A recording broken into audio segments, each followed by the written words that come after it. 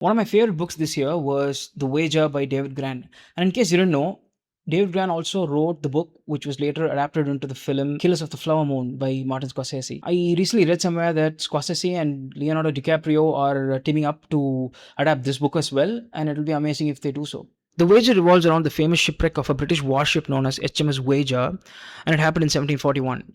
Back then, the British Empire and the Spanish Empire were competing with each other over who gets to colonize the most, and as a result, they fought a lot in the seas. Voyager was part of a fleet which was on its way to intercept a fleet of Spanish ships, and as the fleet was circumventing the Cape Horn, the southernmost tip of South America, Voyager gets lost and the ship crashes on a barren, tiny island. Back home in England, everybody thinks they've died. The Voyager crew tries to maintain order and civility, and as nothing grows in that tiny, barren island, and as they slowly realize that they cannot escape, all sorts of horrible things start to happen. I mean, these are all ordinary civil men with no history of violence, but soon the crew resorts to mutiny, theft, violence, and even cannibalism. A group of survivors, after 4 years, find their way back home, and their account of whatever happened in that island becomes hotly debated in Britain and all over the world for years. I went in expecting to read about the incredible will of human beings to survive against all odds, but what I found instead, which really surprised me, was how easy it is for this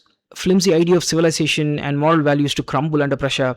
All it takes is for a few days of starvation and no hopes of escaping, and the worst version of ourselves come out. There is one incident in the book that really affected me. After months of being marooned in the island, a lot of the survivors have died due to either starvation or violence, and their resources have depleted to critical levels.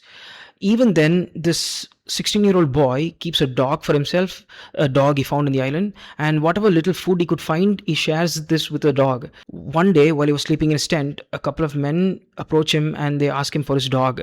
He knows what's going to happen, and he fights tooth and nail to save the dog, but they still drag the dog away. In the journals afterwards, the 16-year-old boy writes about how he could still hear the dog barking, and how the barking slowly starts to fade away and then it abruptly ends. By the way, that 16-year-old boy is John Byron. He's the grandfather of the famous poet Lord Byron. And Lord Byron has spoken about how his grandfather's experiences in the Voyager influenced his works and influenced how he saw the world. The Voyager mutiny and the incidents that happened on the Voyager Island influenced a lot of other works. Lord of the Flies is an obvious example. And Herman Melville was apparently influenced by the Voyager incident to write Moby Dick. Charles Darwin, while he was going around the world to research for his book Origin of the Species, apparently in his ship he kept books about the Voyager incident. I mean, not everything in the book is bleak. The book also shows you how some people have incredible strength and courage, and how they maintain composure even at extreme stress, and how that helped them survive. There's a lot of betrayal, but there's also feats of extremely logic-defying loyalty on display.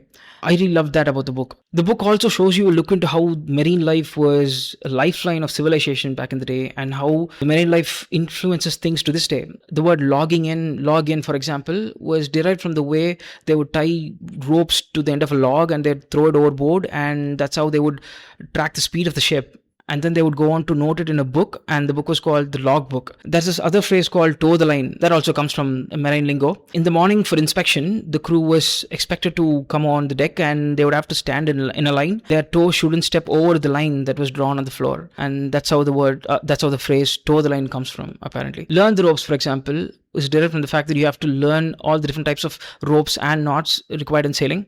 Another cool thing that I found, which was not in the book, was that the HMS Voyager, before it was remodeled into a warship, went on a couple of cargo runs for the British East India Company. And before the ill-fated voyage to the South America, the last place it went to was Chennai, Tamil Nadu. Back then it was Madras Presidency. It would be cool to see a movie where a Tamil stowaway in the 1700s suddenly finds themselves in South America, and now they have to travel all the way home. Anyway, The Wager is an incredible book about an incredible real-life story, and I would love for you to read it. And once you do, please let me know what you thought about it, and let me know what I should talk about next.